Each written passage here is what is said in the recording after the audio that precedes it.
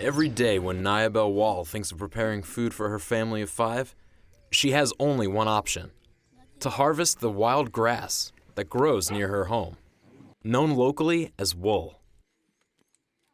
The plant grows virtually everywhere in South Sudan, and it is believed to be the only weed holding the deteriorating lives of thousands of people in Upper Nile State from starvation. Once Naibel has collected enough wild grass, she prepares it for cooking. Naibel's nephew, 12-year-old Ruan Gatluak, says he is tired of eating the same thing all the time.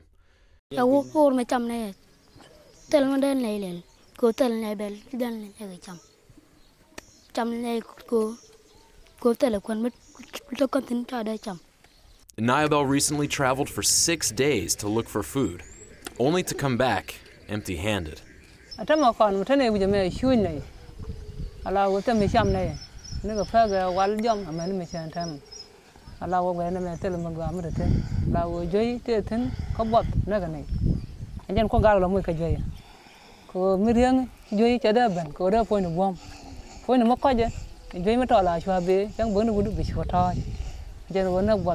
The nutritional status for children like Goner Pal has increased at an alarming rate in South Sudan as the conflict there continues. In response, UNICEF has deployed a rapid response team in remote areas such as this one. These teams bring desperately needed services, like health screening and treatment, as well as delivering life-saving supplies, such as ready-to-use therapeutic foods, micronutrient supplements, and medicines. The situation is bad. It is a dire situation.